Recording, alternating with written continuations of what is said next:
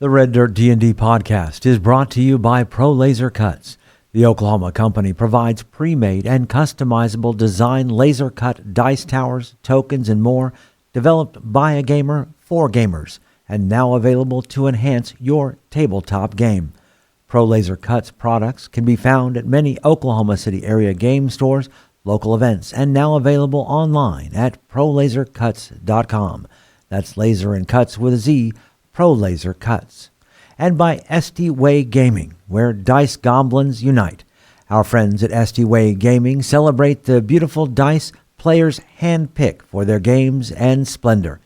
SD Way Gaming has expanded to include many tabletop gaming varieties, accessories, and similar fun necessities to include a service for your dice addiction.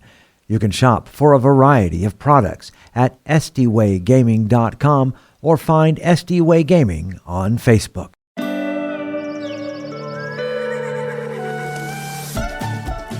Welcome to Red Dirt D&D. I'm Michael Cross, and I play Blackjack, a jackalope folk warlock. I'm Connor Shenold. I play Jaska, a coyote ranger. I'm Johnny Payne, and I play Krell, a dragonborn monk. I'm Kimberly Cross, and I play Beatrix, a swashbuckling rogue. I'm Kiri Hester, and I play Billy, a possum fighter. I'm Brooke Bullock, playing Ziansi, a Spiderkin cleric. And I'm Aiden Cross as your Dungeon Master. Join us now for Tales from the Wilds.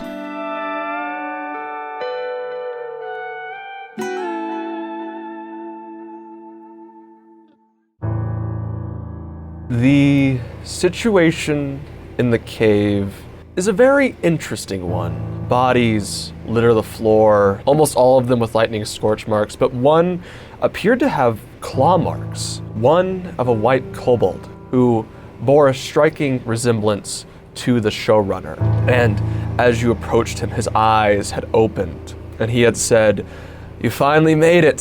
He will be so happy to see you again." So what would you guys like to do? Actually, out of complete reaction, I cast Hex on him.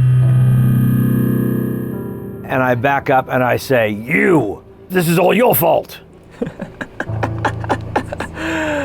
You know, it's almost calming knowing when you're not important. Almost like being a small little cog in the plans of your masters. Who's your master? Kind of looks at you, stares for a moment. Oh, you really think I'm here, don't you? What do you mean you're not here? Oh, I'm sorry to tell you this, but I'm not who you think I am. Wait, what? I'm confused. Does anyone else understand this guy? Oh, he's being spoken through. He's a ghost, like Lazuli. Hey, Mr. Zarby, How do you know that name? because your brothers are here and they care about you. They're worried about you. They're disappointed that you have been manipulated by some kind of evil genius. Maybe a persuasion check? 10. He stops for almost a moment. All of a sudden, you see a smile cross his face as he begins to laugh very psychotically, followed by the various mouths around the room repeating the same psychotic laugh he has. He says, "Brothers? I have no brothers." You're right, because Corby deserves better than you. Oh, you all have been great. Truly, truly, truly. Do you remember your brothers? I only ask because I have 22 brothers and sisters who apparently missed me very much. And I hadn't realized when I was gone away that they would miss me this much. But you have brothers. Corby and Tass care about you very much. In fact, we care about them a lot. In fact, you know how much we care about them? We have sent them to go stay Somewhere safe from you. No, I want to hear what, I want to know what he was going to finish, Mr. Blackjack. What was your finishing statement there? We have sent them to stay with a friend that you will never find. You all act like I want to find my siblings. You admit then that you have siblings. They're technically not my siblings. What do you mean they're not your siblings? They're mine and not mine at the same time. I think we're just running around in circles here. Who are we waiting for? What are we doing here? Yeah. Why have some weird illusionary kids calling for help here in the mine? You see him not even acknowledge your question. You see him pull out from his pocket some sort of dagger as he quickly grabs it, looks it over, and says, "It's been a good run," as he stabs it into himself. The body of the showrunner at this point turns to snow as the talking mouths fade away. A mere simulacrum, it appears, but one that served its purpose. Can I go look at that dagger? It appears to just be an ordinary dagger. Nothing special about it. But who's my spellcaster in the group? I guess it's Ziansi and Blackjack only, right? Oh, and Jaska is a half-caster. So I'd say you all recognize the showrunner as the result of a spell of simulacrum. So clearly, either the showrunner of Nalia has made multiple versions of the showrunner that are not actually him. Thus why he kept on saying, they're my brothers, but they're not my brothers. All right, so we're still surrounded by dead bodies. Yep. Are they mining professionals? Yes. They appear to have their pickaxes. You can kind of tell they try to put up a fight with them with the mining tools, but obviously the miners were not fighters. Is there any other doors in this room? So you have the tunnel clearly dug by a boule, the tunnel you came from, and there appears to be a tunnel further onwards that appears to descend further down. Okay, so we probably need to go down there. But is the battle looking like everybody just tried to take on the showrunner? Give me a survival check, actually. And you can give me one too, Jaska. Can I just assist? Yeah. Okay. Modified 20. Looking at the battle, it formulates in your mind probably what happened here. The miners eventually descended and found the showrunner, and the showrunner probably attacked them. The showrunner easily beat most of them, although it took probably a decent amount of damage, but not something too crazy. But the sounds of fighting attracted a boule, which attacked the showrunner. He survived, but clearly wasn't holding on to much. Probably would have died not too long after you all got here. With our knowledge of simulacrum, the idea that there can be multiple, we now know that there could be multiple, and even the next one we come across might not even be the real showrunner. So you're telling me there's a chance that Phoberon is Phoberon? Yes. Yes. Zianti and Billy were right. You know, Billy, Yeah. talking about simulacrums and the fact that there could be multiple, it means you could have the joy of killing the showrunner many, many times. No, because only one of them is really the showrunner. All the other ones are simulacrims. Well, do we need to go any further? The mystery's solved, right? No. What did the showrunner say when we entered here? Something about he was waiting for us? He will be waiting? Excited to see us again. Okay. And we also didn't solve the mystery of the people who have Pumpkin's wish. Pumpkin's wish is down here releasing an evil under the city. I knew there was something more that we had to do down here. But I was distracted by the magic mouths. This is why you need to keep a list of what we're doing, Blackjack. I usually do, but this time I forgot. Can I do an insight to see who the he was that he was talking about? What's the real showrunner? Okay, I got you. Okay, so he's making reference to himself. Yeah, Since he's making a reference to himself, but he isn't himself. Simulabrums. Can we walk and talk with this? Yes. So Simulabrahams, they are their own separate being. It's not like the showrunner had to think. He just makes like a copy and then he like lets it loose.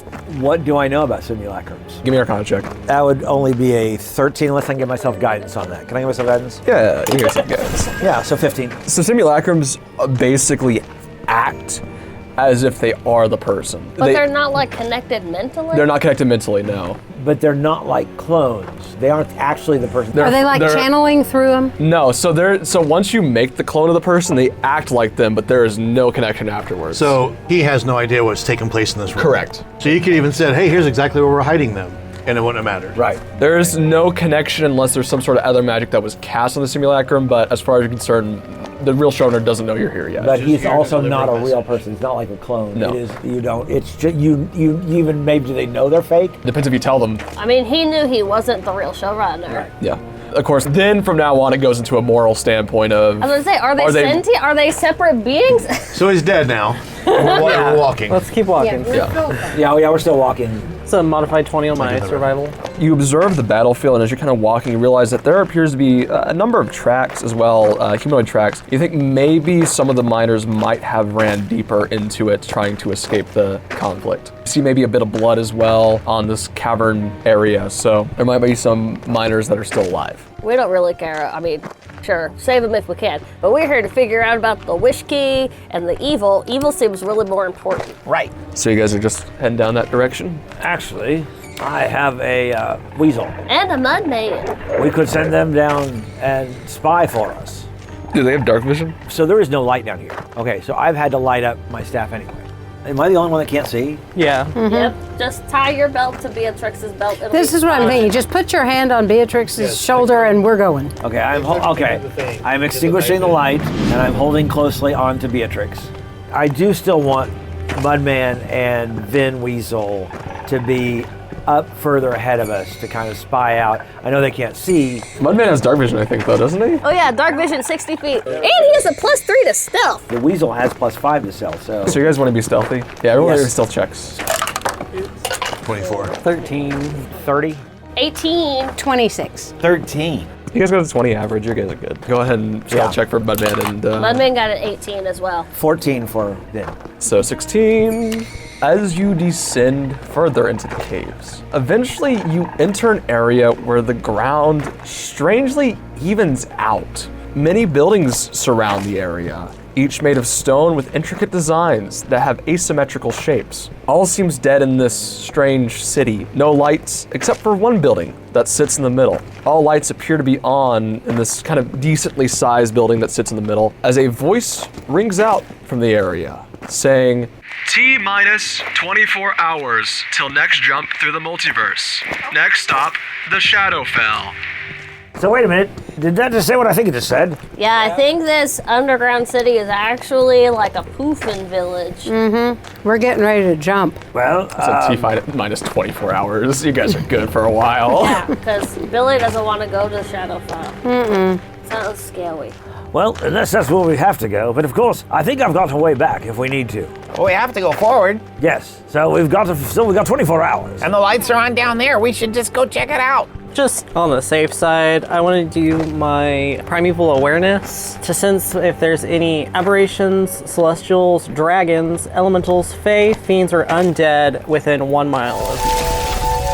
As you take a moment to do your primeval awareness, you do not get any sort of detection of anything of that variety around here. Okay. You do notice, as you've been kind of following these tracks and what you seem to be the miners, whereas the center building is glowing and such, you see the miners' tracks go off a little bit towards the other buildings. When did the first group of miners come down? Was it more than 24 hours ago? It was more than 24 hours ago, They yeah. may not be here. Are you implying that this activates every 24 hours? Maybe. We'll say next stop. So I imagine Somebody's on a field there's trip. some type of Yeah. schedule. But yeah, let's go check out this building. Is there a sign? You guys want to kind of head closer to kind of get a better Yeah. look? Yeah. Okay. Upon like kind of heading closer, it seems like very fancy designs on the outside. Still that stone building, but like designs that are very intricate. And you guys can make me a perception check, I'll say. 26. 26. I was proud of my 18.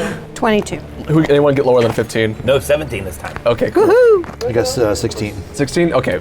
You all notice that the outline of it appears to be kind of golden, appear to form almost keys, maybe, in the designs. Obviously not physically there, but almost what look like intricately made keys similar to the ones Beatrix has. So as we're walking, Zionti says quietly, Has anyone ever heard multiverse transport? Like, it almost sounded like a ship.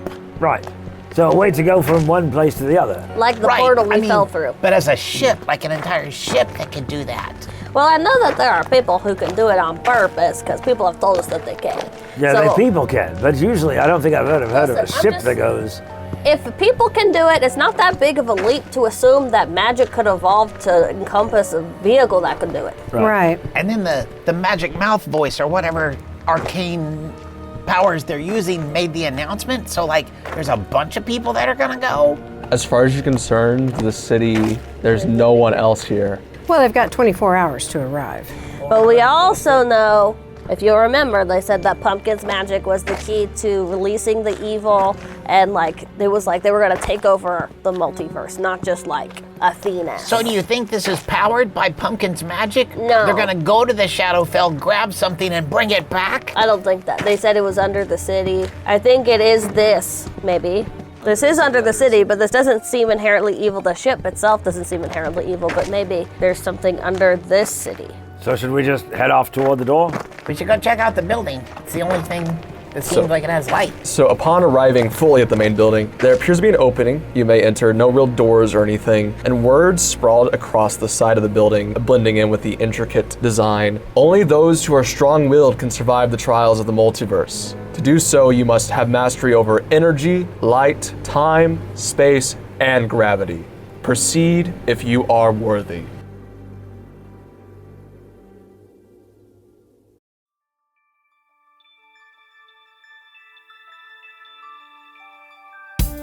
Greetings and salutations, my friends. I'm Michael Cross, and welcome to the mid-show break. We're so excited to have you as a fan of Red Dirt D&D.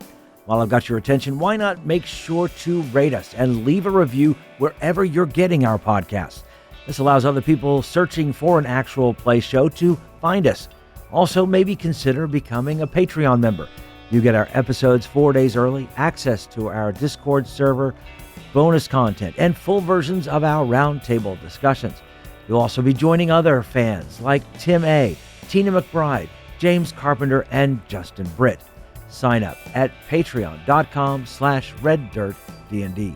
Another way to support us is by getting your very own Red Dirt merchandise. You can find things like hats, hoodies, mugs, and t-shirts. Just click on the merch tab at RedDirtDnD.com or RedDirtRPG.com. The money we raise helps us pay for things like the music and sound effects you hear on the show, as well as money to go to events and make new fans. If you are a game master or a player and want to improve your tabletop role-playing experience, you need to listen to Level Up Your Gaming podcast. When you get done with this episode, you should check them out. Hey, Game Masters. Are you sick of cliche stories that leave your players falling asleep? Do you suffer from low engagement at your gaming table? Do you struggle with creating interesting plots and engaging NPCs? Do your players laugh at your tiny dice rolls? Well, we can't help you with that one. But we can help you level up your gaming. I'm Aaron. And I'm Josh. We discuss the topics that matter the most when you're being a GM. Be that better map design, telling gripping mysteries, or just not killing off your players in an adversarial way. I mean, yeah. Join us at Level Up Your Gaming, a tabletop RPG podcast, every Thursday on Apple Podcasts, Spotify, or anywhere you get your podcasts.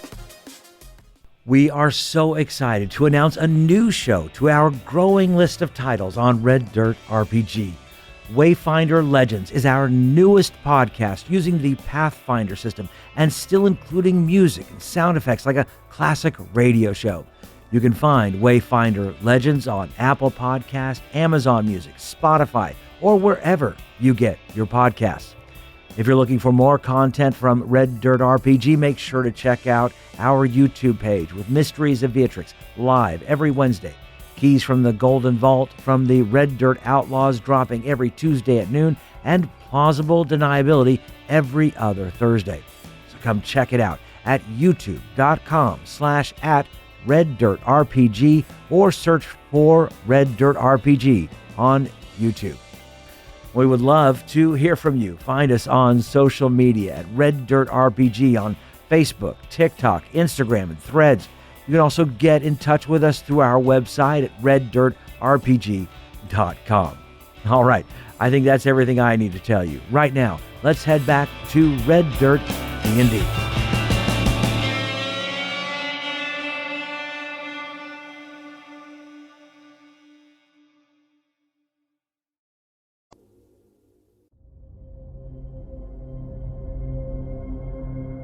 The words sprawled across this building that you have found, the only building lit up in the city, appear to say, only those who are strong-willed can survive the trials of the multiverse. To do so, you must have mastery over energy, light, time, space, and gravity. Proceed if you are worthy. So do you think we can't enter unless we each have one of these powers? We can enter, we just might die. Billy and Lady Jaska, we can fly. That feels like conquering gravity. So the list was energy, light, time, space, Gravity. Space and gravity, yep. Energy is subjective. You do a thing with energy. You can assume energy in D&D would probably be like elemental energy. like lightning damage. Lightning damage, yeah. But then Lady Jaska and Lady Beatrix can also, they are masters of space because they go poof, poof, and they show up somewhere else. Oh, and Mr. Blackjack can do that too. Yep. And you guys just go poof, poof, poof. So that seems space. So we got gravity, we got space. Light for Xionsi being a cleric? Can I try to do some kind of a wisdom check to see if I can figure that out? So yeah, give me an insight check. I've got a 19. Insight 23. Anyone who got a 15 or higher, you can assume maybe you're going to be in some sort of trials that will test, maybe not your knowledge, but definitely something related to each one of these. Like the dungeon run. Yeah. Yes. Yeah, right. exactly. Very much like We both won of them. that, right? Oh, you guys didn't. I think that might mean that we might actually have to go to these different places in the multiverse. Yeah, I think we're gonna just go. We're just gonna go in there together. I'm fairly certain we'll get split up, but We should maybe do we want to do like a kindergarten rope where we all tie our belts But I think together? if we're all in the building, then when it disappears, we'll just go with it. I don't think it's gonna disappear. Well, it'll disappear I from think here. it's gonna poof us. Right. It'll disappear from here and take us to wherever. We won't know until we do it. Let's just go. I don't know. I don't mind the idea of us all being tethered. Do you wanna hold hand? I do. Give me Beatrix, can you hold my hand? Blackjack. Billy scooches his way in between Blackjack and Beatrix. I figured Billy would be on my shoulder and I've been favoring Krell these days. I like the fact that he's a quiet guy. We can just enjoy each other's presence. In silence. And you give off a lot of heat. Crow's pretty cool. Billy is never silent. Exactly. I have more room to talk. That's true. Yeah. Couldn't get a word in when Blackjack. So let's head into the building and see what we can find there. Entering the building, the first room that you kind of enter appears to be kind of a hexagon shape with braziers in each corner. Above each of the braziers is a painting of what appears to be dragons of differing colors. Brass, bronze, silver, black, white, and what appears to be a dragon of bones with purple energy swirling inside of it. Words sprawled across the wall say, Trial of Energy. Lady Jaska, do you have that thing where you can suck up the lightning and then shoot lightning back at people? Absorb element? That one! But I feel like it's more that someone needs to actually conjure that energy rather than just... I'm just saying be prepared. Toss We it don't know back. what's gonna happen. I can only do it for me. I mean, we just need one of us to win. I think we are also ignoring the draconian in the room, who does actually breathe energy. But there's no blue ones. There is a bronze. There is a bronze. Oh, yeah. From what I've learned since I have arrived, the dragons here are much different than the dragons where I come from. But I will give it a shot. I will unleash my breath weapon. Okay. So you walk over, and as you release your breath weapon into the brazier, you see all of a sudden a spark as blue fire lights from the brazier. All right. Oh, that was it. Okay, so your knowledge actually of dragons might come in very handy here. So that was the bronze. What about the brass? What is the breath weapon for a brass dragon? Yeah. Give me a history check. 9. You're not sure exactly what brass breathe. Anyone else can make me a history check? Natural 20 for Xionsi on the S2A dice. Yay! Which brings me to a 20! So, Xionsi takes a second, mostly remaining quiet and trying to just think for a moment. Realizes that brass is fire and silver is cold. You got a 20, didn't you? I did, natural 20. The black dragons, sometimes their breath weapons can be confused between poison and acid, but it is acid damage. And you realize, looking at the white one, you realize it's not a white dragon. It's a crystal dragon, which are known to breathe radiant. What about the bone boy? As for the bone boy, you can't quite tell what that Probably is. something twitchy. Necrotic. So I guess there's got to be some kind of way to make fire. I will pull out a candle and light it with prestidigitation. Yeah. So you light it, and normal fire erupts from that brazier. And as they're kind of getting these braziers figured out, Krell, you look around, and this dragon, the one with the bones and the purple energy, looks so very interesting and a little bit familiar, almost in some sort of way. Give me a history check at advantage. 15. You feel like it's just something about this seems a little bit familiar. There's something about this dragon. Does anyone recognize this brazier? And anyone can make me a history check. Billy is head deep into his bag of holding, digging around in there, because remember, he took all of Twitch's stuff. And he comes out of the bag, and in his fist, he has the wand of the Frost Fairy. Yep. And he hands it to Blackjack. And so I take it. Cast Ray of Frost. So I point it and I cast Ray of Frost into the silver brazier. As you do that, this icy white fire erupts. If you put your hand near it, it's actually cold instead of hot. But like a deadly cold. Yeah. Like a frost burn almost.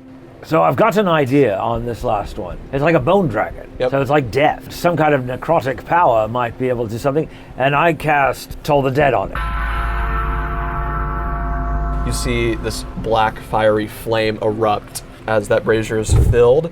You're still missing the white, which Ziansi has figured out is actually a crystal dragon. Oh yeah, Mr. Ziansi, that one's all you, bud. I don't know Radiant. I'll do a word of radiance at it then. As you say this word out loud, all of a sudden this spark of radiant energy lights it as this glowing fire erupts. But what are we going to do about this last one? It needs some acid, I guess. I've got lots of acid. You do? You see him take a pouch. There's like 8 vials of acid in there. So he takes one out, takes the topper off, and pours it onto... You pour it on, and the first drop, immediately this green sort of fire erupts from it as you have to quickly move your hand back. Wow. And I think that's all of them. So runes appear in the middle of the room, forming a hexagon-like shape, very similar to the actual interior of this area. The glow of the runes is almost beckoning you to stand on them. Does this look like a teleportation circle? Give me an Arcana check. 20, non-natural. 16. Jaska and Blackjack, this is not here to be a teleportation circle. Oh, okay. So if I memorize these runes, it wouldn't. Maybe, no. Sorry, it was just very funny that you were like, can I steal the spell? Well, no, actually. No, because if you recognize the runes, you can come back to this I one can come back, anytime. because I've got plane shift, so. But it does not appear to be teleportation. No. Okay, so it looks like it's beckoning us to step into this circle. What do you think, Jaska? Billy and Krill are already in the circle. Yeah, I don't think there's any need to hesitate anymore, and so she'll step into the circle. In for a penny, in for a pound. I do not feel that we revealed the circle so that we could not step into it. Beatrix, are you stepping into the circle? Here we go. All right. Come on, Vin. And I reach down and Vin jumps up on my shoulder. So all of you stand on the inside of the sigils. The hexagon begins to descend. It appears to descend into darkness. As you descend, all of a sudden, a number of floating lights illuminate the room you appear to land in. As sprawled on the wall is the words, Trial of Light. Around the room are about 6 statues of what look to be similar creatures to quicklings. These statues look like quicklings. You also see a passageway on the other end of the room. So all of these look like stilt. Go ahead and stilt the quickling. I will reach down and touch Billy with Longstrider. Can I do a perception to try and figure out what it is? Or an insight? Arcana or investigation? What are you looking for, actually? Just what we need to do here. Arcana or investigation? We'll do the same. 9. With a 23 on investigation. So, Ziansi, you kind of look at the statues, very interested in them. You've seen a quickling before, you've seen stilt, and you realize that where the joints are appear to be movable almost. Their legs, their arms, their head, but they don't appear to be moving. So look how they're articulated. I wonder if we could put them in a certain position or have them all hold hands or make them point toward the center or... Mr. Ziansi, I think they're just gonna try to fight us. Oh. Is there ceiling? You basically fully descended, there is no ceiling. Like the floor of this room is the elevator. Yeah. Floor. The sigil actually rests there and kind of lands in the ground. Mr. Ziansi, why don't you crawl around the top of the wall and see what you can find out about the other door, and we'll see what happens. And if anyone tries to fight you, we'll jump in. Sure. Does anybody have a better plan? Lucas and Vin, or Mudman. So as you guys are talking about this, you hear a voice say, well, look who decided to show their faces around. I hope you all had fun at the carnival. I heard it was an absolute blast. Is this the showrunner? Do we recognize You the recognize voice? the voice as the showrunner, yes. I really do admire your tenacity. I do believe it is time for us to fully part ways, because only one of our groups is making it out of here alive. As he says, Trial of Light, activate kill mode. As he says this, the limbs of the quicklings begin to slowly move as they stretch in an instant. You see them quickly zip around the room faster than the blink of an eye. The passageway slides closed.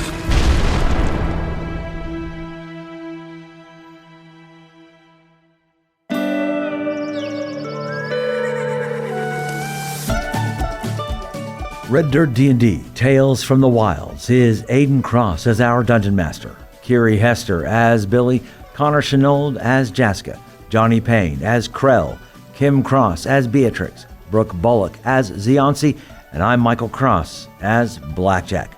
Our theme music was created by the cinemagician P.J. Castillo. Our incidental music comes from Jeffrey McBride. Our sound effects and additional music courtesy of Monument Studios, Avani Sound, and TabletopAudio.com. Dice for the Red Dirt D&D cast provided by SD Way Gaming. You can find us at reddirtdnd.com. If you're enjoying Red Dirt D&D, make sure to subscribe, rate us, and leave a comment. Also, tell your friends about Red Dirt D&D. You can also support the show at patreon.com/reddirtdnd at whatever giving level works best for you. Join us next time as we travel farther into the wilds.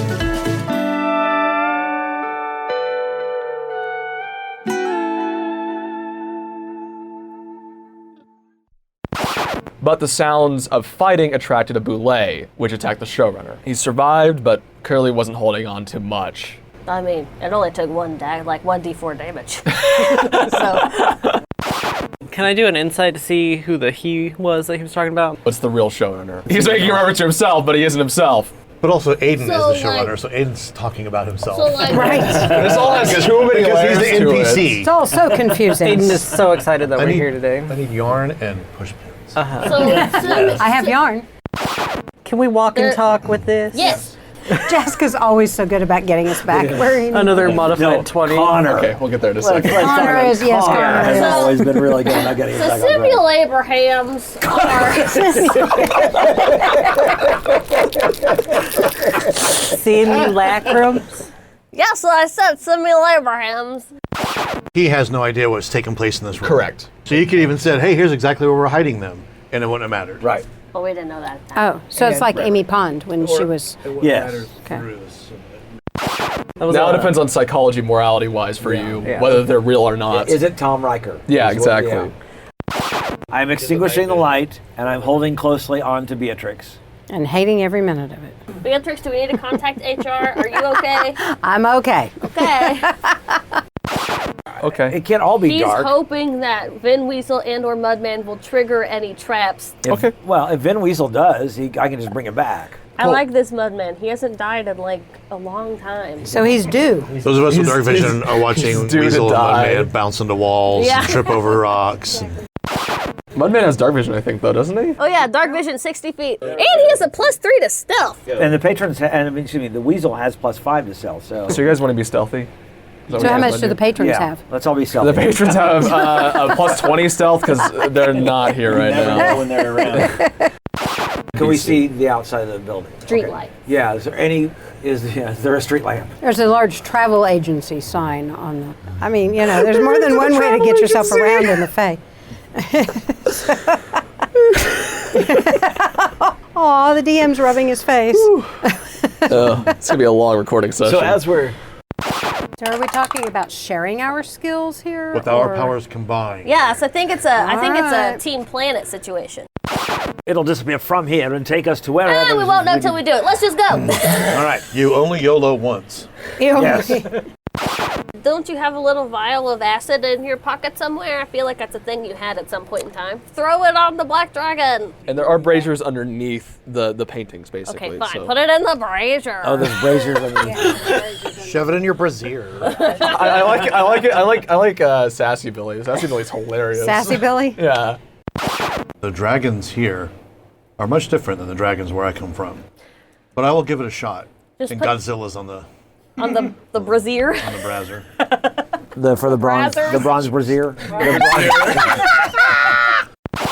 So I'm in front of the brass with the fire, and I'm like, Corbin, I don't have any fire. And so we pull out a match. Sorry, Fifth Element. Come on, people. Okay, I got you. Corbin.